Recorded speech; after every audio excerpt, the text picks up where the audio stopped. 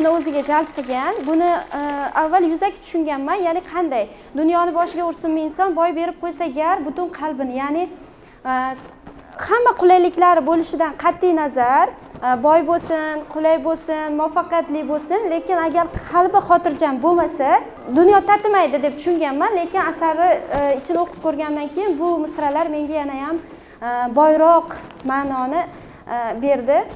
Boyroq ma'noga egaligini bildim. Asar haqida qisqacha gapirib o'tsam, Oskar Uayldning asari. Bu asar go'zallik, axloq, san'at, o'zlik va xavfli nafs tushunchalarini o'zida mujassam qiladi. Dorian Gray juda ham ozgina sujet haqida gapiradigan bo'lsam, juda ham chiroyli va boy yigit. Uni hattoki qizlar uncha qizlardan ham go'zal deb tasvirlanadi. Uni boyligi ham yetarli, go'zalligi ham yetarli. Uni atrofidagi insonlar uni aynan go'zalligiga mahliyo bo'lib, unga yaqinlashadi va bularning orasida Bezil ismli rassom inson ham bor, san'atkor rassom, va uni rasmini chizadi. Bu orada Bezil orqali Dorian Garri ismli kishi bilan uchrashadi. Garri o'rta yoshdan kattaroq bo'lgan inson sifatida tasvirlanadi va u juda ham aqlli bo'ladi. Juda ham aqlli bo'lib, hali o'smirlikdan balog'atga o'tayotgan yigitni, ya'ni umuman o'ziga shaxsiy tushunchalari yo'q bo'lgan oddiy o'smir yigitni u shakllantiradi. Ya'ni qaysi ma'noda kinosi ham bor buni. Kinosida ozgina o'zgartirishlar kiritilgan. Ya'ni Garri o'zi istagan hayotni yashay olmaydi, o'zi istagan hayotni yashay olmaydi, lekin Dorianni yashattiradi. Ya'ni Dorianni shunaqa tarbiyalaydi.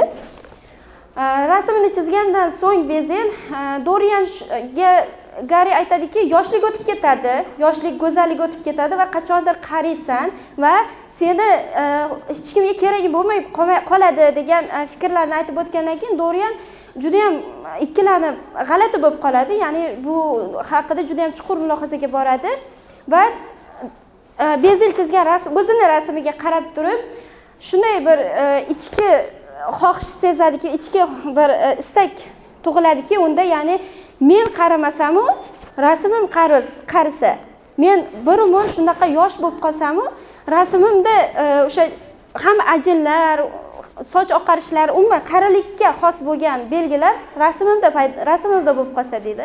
Va bu oddiy istak emas, ibodat hisobida bo'lib qolib, istagi haqiqatdan ham amalga oshadi. Ya'ni Dorian Gray o'sha holatda, o'sha daqiqada qotadi va hech qachon qarimaydi. Uni o'rniga rasm qariy boshlaydi. Faqat bitta muammo, endi o'sha yosh jonli Dorian qilgan gunohlar rasmda aks eta boshlaydi va bu narsani Dorian sezib dahshatga tushadi. Keyin borib rasmini yashirib qo'yadi. Hech kim ko'rmaydigan joyga yashirib qo'yadi. U juda ham bir axloqsizlik darajasiga o'ta boshlaydi Dorian. Ya'ni axloqsizliklarni juda ham ko'p qiladi. Uni birinchi gunohi nimadan boshlanadi? Ya'ni sevgan qizi Sevilya ismli aktrisa qiz bo'ladi va uni Dorian teatrda ko'rib sevib qoladi.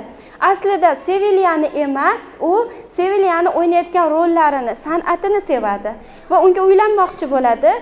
Lekin Sevilya yigit sevib qolgandan so'ng, chunki 17 ga ham kirmagan qiz bo'ladi. Sevib qolgandan so'ng unga muhabbat haqiqiy ma'nosida rollarni o'ynay olmay qoladi. Ya'ni u haqiqiy muhabbatga uchradi, haqiqiy qahramonni uchratdi. Endi o'zi esa rol o'ynashda jonlilik ko'rsata olmay qoladi. Bu narsa Dorianga yoqmaydi va uni tashlab ketdi, Sevilyani tashlab ketadi.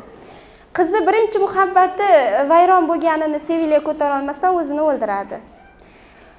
Lekin Dorian hech qanaqa vijdon azobini chekishni xohlamaydi. Bunga qaysidir ma'noda Garri ham sababchi bo'ladi. Ya'ni u qizga sen sabab bo'lmading, u o'zini o'zi o'ldirdi, u sevgi imtihonidan o'ta olmadi degan fikrlarda aytgandan so'ng Dorianda hech qanaqa vijdon qiynog'i kuzatilmaydi. Shundan so'ng Dorian fahshga, umuman nimaki axloqsizliklar bo'lsa, hammasiga botib ketadi. Oqibatda rasm chirkindan chirkin holatga aylanadi. Yillar o'tadi, vaqtlar o'tadi, u hattoki Bezilni ham o'ldiradi. Bezil rasm ko'rmoqchi bo'ladi va ko'rgandan so'ng Bezelni ham o'ldirib, u yo'q qilib yuboradi Bezelni. Ya'ni o'zini rasmini yaratgan va do'stini yo'q qilgandan keyin surat yana ham jirkanch holatga uchraydi.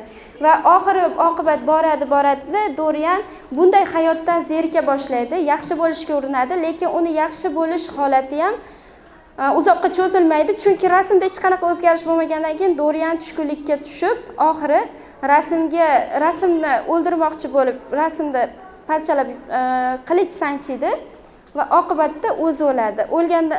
O'zi o'lgandan so'ng o'zini jonli holati, qari, rasvo holatga keladi. Rasmdagi inson esa o'sha Dorianni 20 yoshlardagi aksiga qaytadi. Endi tahlil qiladigan bo'lsak, bunda ramziy ifodalar bor, ya'ni Dorian Gray nafs ramzida ko'rsatilyapti. Lord Genri aql.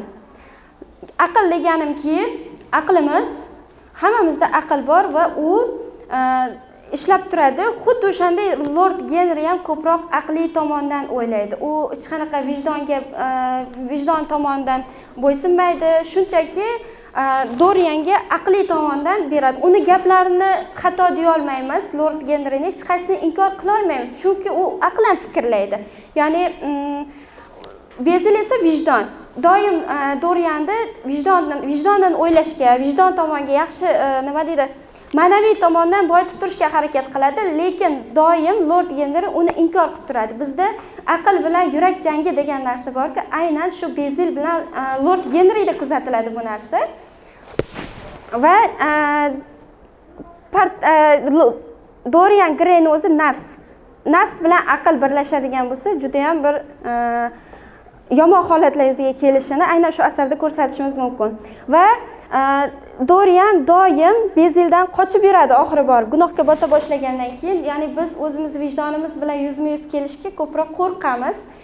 Undan qochishga harakat qilamiz, lekin qocha olmaymiz. Xuddi o'shanday Dorian Gray ham Bezeldan qochib yuradi, oxir oqibatda Bezelni o'ldirishi bu Dorian Grayning o'zining vijdonini o'ldirishi bilan barobar bo'ladi. Seviliya qalbida, ya'ni Dorianni xudbinligini yana bir dalili deb Seviliyani ko'rsatishimiz mumkin. Ya'ni u sevgan insonini boricha qabul qilish kerak edi, lekin Dorian unday qabul qila olmaydi Seviliyani. Ya'ni uni o'yini san'atini sevib, o'zini sevmaslik degan narsa sevgi tushunchasida u sevgi bo'lmaydi, u xudbinlikka kirib qoladi va qalbini ham o'ldiradi Dorian. Birinchi gunoh shundan boshlanishining sababi ham mana shu qalbini o'ldirdimi inson, undan keyin nafsga ruju qo'yishi bu aniq narsaga aylanadi.